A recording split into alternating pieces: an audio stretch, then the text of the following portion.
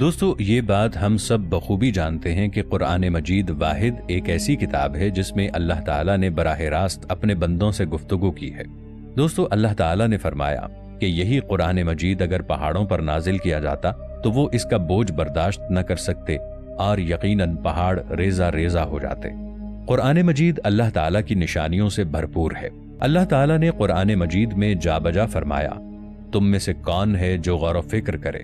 اور اللہ تعالیٰ یہ بھی فرماتا ہے کہ ہم تمہیں اپنی نشانیاں تمہارے اندر اور کھلے آسمان تلے دکھائیں گے، یہاں تک کہ تم کہہ اٹھو کہ بے شک یہی حق ہے۔ آپ یہ جان کر لازماً حیران ہوں گے کہ ہم جو دھاتیں زمین پر استعمال کرتے ہیں وہ اس زمین کی نہیں بلکہ کسی دوسرے سیارے کی ہیں۔ اگر ہم لوہے کی بات کریں تو یہ لوہا ہزاروں سال پہلے کسی میٹرائٹ کے ذریعے زمین پر آیا تھا۔ سائنسدانوں نے اس بات کا اندازہ اب لگایا ہے، مگر قرآن پاک نے 1400 سال پہلے اس بارے میں ہمیں بتا دیا تھا۔ سورہ حدید کی آیت نمبر 25 میں اللہ تعالیٰ نے ارشاد فرمایا، اور ہم نے لوہا اتارا، اس میں سخت لڑائی کا سامان ہے اور لوگوں کے لیے فائدے ہیں۔ اس کے علاوہ دوستو ہم اپنی زندگی میں پانی کا استعمال کرتے ہیں۔ پانی ہمارے لیے نہایت اہم ہے اور یہ زندگی کا اہم ترین حصہ ہے۔ اس کے بغیر زندگی ناممکن ہے۔ لیکن کیا آپ جانتے ہیں کہ یہ پانی بھی اس زمین کی پیداوار نہیں ہے؟ سائنسدانوں نے جدید تحقیق کر کے اس بات کا اندازہ لگایا کہ یہ پانی اس سیارے کی پیداوار نہیں، بلکہ قرآن مجید نے یہ بات 1400 سال پہلے بتا دی تھی۔ جیسا کہ قرآن مجید میں اللہ تعالیٰ کا ارشاد ہے، اور ہم نے آسمان سے ایک اندازے کے مطابق پانی اتارا اور پھر اسے زمین پر ٹھہرایا، اور بے شک ہم اسے لے جانے پر قادر ہیں۔ سورۃ المؤمنون آیت نمبر 118۔ جیسا کہ آپ جانتے ہیں کہ انسان کی انگلیوں کے فنگر پرنٹس انسانی جسم کا سب سے زیادہ پیچیدہ اور منفرد حصہ ہے۔ کسی بھی ایک انسان کے فنگر پرنٹس کسی دوسرے انسان کے فنگر پرنٹس کے ساتھ میچ نہیں کر سکتے، اور یہی فنگر پرنٹس انسان کی شناخت کا ذریعہ ہیں۔ جدید سائنس نے کچھ ہی عرصہ پہلے اس بات کا اندازہ لگایا اور یہ دریافت کیا کہ کوئی بھی انسان فنگر پرنٹس کے ذریعے بآسانی کسی کی شناخت کر سکتا ہے، مگر اللہ تعالیٰ نے اس بات کو قرآن مجید میں 1400 سال پہلے وضاحت کے ساتھ بتا دیا تھا۔ سورۃ القیامہ آیت نمبر 4 میں ارشاد باری تعالیٰ ہے، جس کا مفہوم کچھ یوں ہے کہ کیوں نہیں ہم اس بات پر قادر ہیں کہ ہم انسان کی انگلیوں کی پوروں تک کو ٹھیک کر دیں۔ دوستو جب ایک مادہ مکڑی بچے دیتی ہے تو وہ نر مکڑی کو مار دیتی ہے۔ یہ پورا خاندان ہی اسی بنیاد پر چلتا ہے، یعنی کہ دنیا میں سب سے جھگڑالو قسم کا اور کمزور گھر مکڑی کا ہوتا ہے۔ اگر دیکھا جائے تو قرآن مجید کی سورہ عنکبوت، جس کا مطلب ہے مکڑی، اس سورہ کی آیت نمبر 41 میں اللہ تعالیٰ کا ارشاد ہے، جس کا مفہوم کچھ یوں ہے، جنہوں نے اللہ تعالیٰ کے سوا اور مددگار بنا رکھے ہیں، ان کی مثال ایک مکڑی کی سی ہے جس نے ایک گھر بنایا، بے شک گھروں میں سب سے کمزور گھر مکڑی کا ہی ہے۔ کیا اچھا ہوتا اگر وہ یہ جان جاتے۔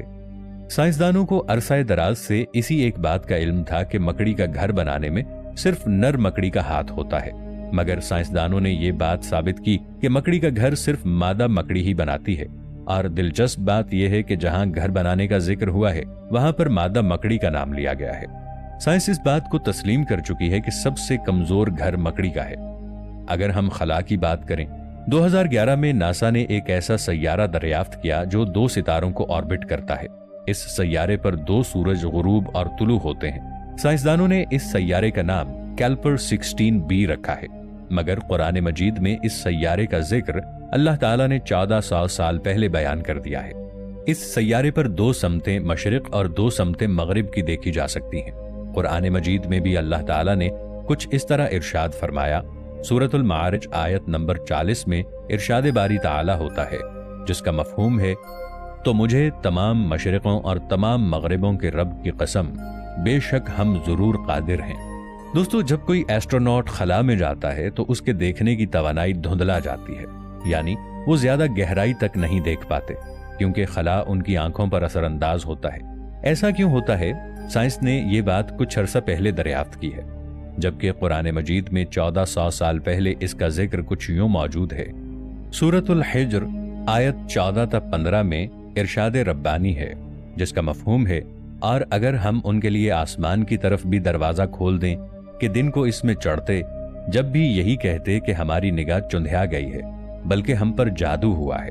1400 साल पहले खला में इंसान की आंखों के चुंधिया जाने के बारे में सिर्फ वही बता सकता है जिसने ये कायनात तख्लीक की हो, जो कायनात के राजों को जानता हो। दोस्तों, जैसा कि हम सब जानते हैं कि सूरज जो हमारे निजाम शमसी के कशिश सैकिल का मरकज है और हमारी जमीन पर तवानाई का सबसे बड़ा जरिया है, हम इसके बारे में हैरान कुन हकायक आपके सामने रखते हैं। सूरज में 92% हाइड्रोजन और 8% हीलियम पाई जाती है। अगर हम इस जदोल को देखें तो इसमें हाइड्रोजन का निशान है और अरबी में इसको हा कहा जाता है। दोस्तों, अब हम कुरान पाक की तरफ चलते हैं। कुरान पाक में एक मुकम्मल सूरत सूरह शम्स है और हम सब जानते हैं कि शम्स का मतलब सूरज होता है।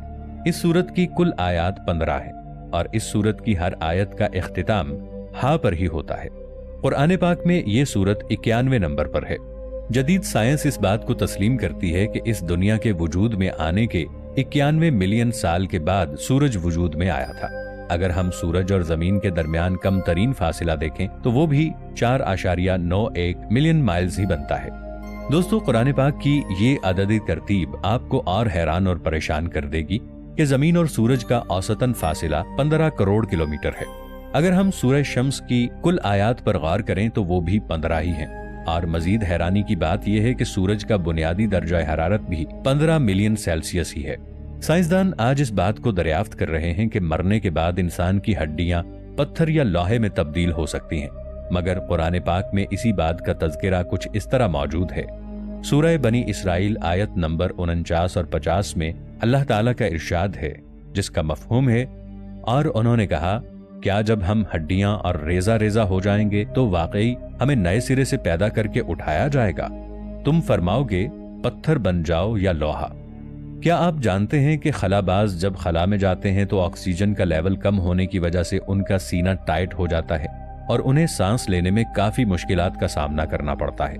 उन्हें ऐसा लगता है जैसे उनका सीना किसी ने जकड़ लिया हो।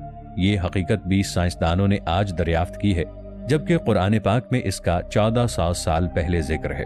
अगर सूरह अनाम की आयत नंबर 125 पर गौर किया जाए तो हमें पता चलता है कि इसमें अल्लाह ताला यूं इरशाद फरमाता है, जिसका मफहूम है, और जिसे अल्लाह हिदायत देना चाहता है उसका सीना इस्लाम के लिए खोल देता है, और जिसे गुमराह करना चाहता है उसका सीना तंग, बहुत ही तंग कर देता है, गोया बहुत जबरदस्ती आसमान पर चढ़ रहा है।